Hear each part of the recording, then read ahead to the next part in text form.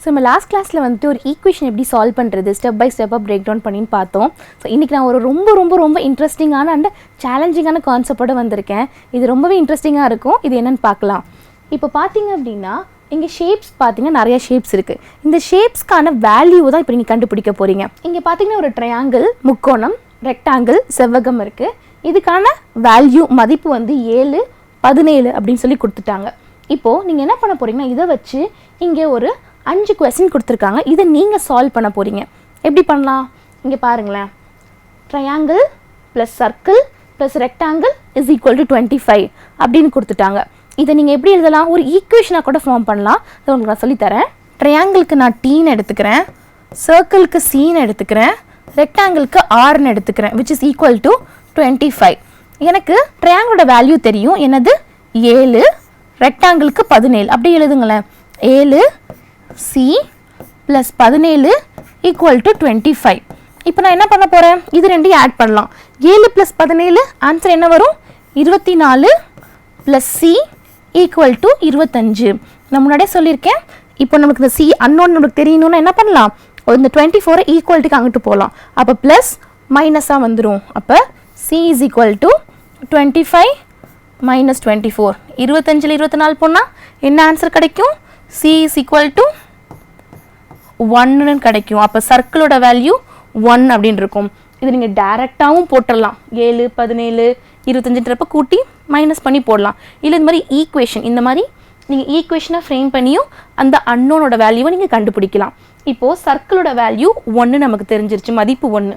நீங்கள் அதை வச்சு மிச்சம் இருக்கிறத நீங்கள் கண்டுபிடிக்கலாம். சரியா? இங்கே வந்து 17 plus 7 plus 7 is equal to 51. அப்போ இதோட வேல்யூ என்னவாக இருக்கும்? ஸோ கூட்டி கழிச்சிட்டிங்கன்னா உங்களுக்கு ஆன்சர் கிடச்சிரும். ஸோ இதே மாதிரி மிச்சம் இருக்க கொஸ்டினிங்க ட்ரை பண்ணுங்கள். நான் சொன்னேன்ல ரொம்ப இன்ட்ரெஸ்டிங்காக சேலஞ்சிங்கான ஒரு கொஸ்டின் இருக்குது. ஸோ இதுதான் அது. நீங்கள் பார்த்தீங்க அப்படின்னா உங்களுக்கு செட் ஆஃப் ஷேப்ஸ் மாதிரி கொஞ்சம் கலர்ஃபுல்லாக கொடுத்துருக்காங்க. இது நீங்கள் என்ன பண்ண போகிறீங்கன்னா இந்த ஷேப்ஸ்க்கான வேல்யூ மென்ஷன் பண்ணலை, நீங்கள் தான் கண்டுபிடிக்க போகிறீங்க. எத்தனை ஷேப் இருக்குது இந்த பாக்ஸ்லன்னு பார்த்தீங்கன்னா மொத்தம் 11 ஷேப் இருக்குது. இந்த 11ல் நீங்கள் 0லேருந்து 12க்குள்ளே இருக்க எந்த நம்பர் வேணாலும் இதுக்கு நீங்கள் ரெப்ரசன்ட் பண்ணலாம். ஆனால் சொன்ன நம்பரே திருப்பியும் ரிப்பீட் ஆகக்கூடாது. நீங்கள் கொடுத்த வேல்யூ வச்சு இதை நீங்கள் சால்வ் பண்ணி அந்த ஷேப்க்கான மதிப்பு என்னன்றதை கண்டுபிடிக்க போகிறீங்க. சரியா? அதுக்கு உங்களுக்கு க்ளூவும் இங்கே கொடுத்து வச்சு இந்த க்ளூ வச்சு இதை நீங்கள் சால்வ் பண்ண போகிறீங்க. ஃபர்ஸ்ட் க்ளூவை நம்ம பார்க்கலாம். Start with the possible values for the picture C and D. என்ன சொல்லியிருக்காங்க? ஃபர்ஸ்ட் எடுத்தோடனே C and Dயை சால்வ் பண்ணுன்னு சொல்லியிருக்காங்க. ஏன் C and Dயை சால்வ் பண்ணணும்? ஏன்னு பார்த்தீங்கன்னா இங்கே ஒரே ஷேப்பை வச்சு கொடுத்துருக்காங்க. அப்போ 2 இது அது கிடைக்கும்ட்டாச்சு. இங்கே பார்த்தீங்கன்னா நம்மளோட லாஸ்ட் நம்பர் 12. அப்போ நீங்கள் எடுத்து பாருங்களேன். கண்டிப்பாக இந்த நம்பர் வந்து 1ஆ இருக்கும், 2ஆ இருக்கும், 3ஆ இருக்கும். 4 இருக்க வாய்ப்பு இல்லை. ஏன் 4 இல்லைன்னா 4 × 4 16. 14ன்ற நம்பர் நம்மளுக்கு கிடையாது, 12ஓட முடிஞ்சிருச்சு. அப்போ கண்டிப்பாக இது 1ஆ இருக்கும், 1 × 1 1. அப்படி இல்லைன்னா 2ஆ இருக்கும், 1 × 1 1. நம்மளுக்கு இங்கே 1 வரவும் வாய்ப்பு இல்லைன்னா நீங்கள் திருப்பி இதே வேல்யூவே இங்கே வராது. இப்போ 2 போகலாம். 2 × 2 4, அது வர வாய்ப்பு இருக்குது. 3 × 3 9. ஸோ இந்த மாதிரி இந்த இடத்துலையும் இந்த ட்ரையாங்கிளுக்கும் இந்த ஸ்கொயருக்கும் வேல்யூ வந்து ஏதோ ஒரு இதுக்கு வந்து 2, இன்னொன்று இதுக்கு 3ஆ இருக்கும். நான் சொன்ன மாதிரி 1, 4 வராது. ஏன் 1, 4 வராது? 4 நீங்கள் எடுத்தீங்கன்னா அந்த 12 நம்பரை விட அதிகமாக போயிடுது. நீங்கள் 1 எடுத்தீங்கன்னா 1 × 1 1, திருப்பி அதே தான் வரும். அப்போ பார்த்தீங்கன்னா இங்கே ரெக்டாங்கிள் தான் வந்திருக்கணும். அதை பார்த்தீங்கன்னா வேறு இமேஜ் இருக்குது. ஸோ 1 வரத்துக்கு வாய்ப்பு இல்லை. ஏதோ நம்பர் 2 இல்லை 3 தான் வரும். ஸோ இது ரெண்டையும் சால்வ் பண்ணியாச்சு. அதுக்கப்புறம் நீங்கள் B F Hக்கு போங்க. இங்கே கண்டுபிடிச்சிருப்பீங்கல்ல, இந்த கண்டுபிடிச்ச ஸ்கொயரை வச்சு Bயை சால்வ் பண்ணுங்கள்.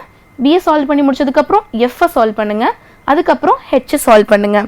ஸோ இந்த மாதிரி பண்ணிங்க அப்படின்னா உங்களுக்கு அந்த ஆன்சர் கிடச்சிரும். ஸோ இன்னும் உங்களுக்கு கொஞ்சம் கன்ஃபியூஸ்டாக இருக்குன்னா அதுக்கான க்ளூ இங்கே கொடுத்துருக்காங்க. இன்னும் நான் ஒன்று சொல்லி கொடுக்குறேன். நம்ம ரெக்டாங்கிள் இங்கே இருக்கா? நான் சொன்ன மாதிரி இந்த ரெக்டாங்கிளோட வேல்யூ வந்து 2 இல்லைன்னா 3ஆ இருக்கும். அப்போ இங்கே ஏதோ ஒரு நம்பரோட ஏதோ மல்டிப்ளை பண்ணால் திருப்பி ரெக்டாங்கிளே கிடைக்கிது.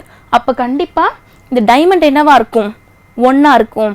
ஏதோ ஒரு நம்பர் கூட அதை மல்டிப்ளை பண்ணால் தான் திருப்பி அதே கிடைக்கும். அப்போ இந்த டைமண்ட் என்னவா இருக்கும்? 1ஆ இருக்கும். ஸோ இப்போ வரைக்கும் ஒன்று சொல்லிக்கிட்டு ஒரு டைமண்டோட ஆன்சர் நான் சொல்லிட்டேன். மிச்சம் இருக்கிறத நீங்கள் அந்த க்ளூ வச்சு சால்வ் பண்ண ட்ரை பண்ணுங்கள். ரொம்ப ரொம்ப இன்ட்ரெஸ்டிங்காக இருக்கும். நான் சொன்ன மாதிரி இது ரொம்பவே இன்ட்ரெஸ்டிங்காக இருந்திருக்கும் அண்ட் சேலஞ்சிங்காக இருந்திருக்கும்னு நினைக்கிறேன். நீங்கள் அந்த ஒரு ஷேப்போட வேல்யூவை கண்டுபிடிச்சிருப்பீங்க. ஸோ கண்டுபிடிச்சிங்கன்னா ரியலி இட்ஸ் அப்ரிஷியபிள். ஸோ இந்த மாதிரி இன்ட்ரெஸ்டிங்கான கான்செப்டோட நெக்ஸ்ட் கிளாஸில் பார்க்கலாம். தேங்க்யூ.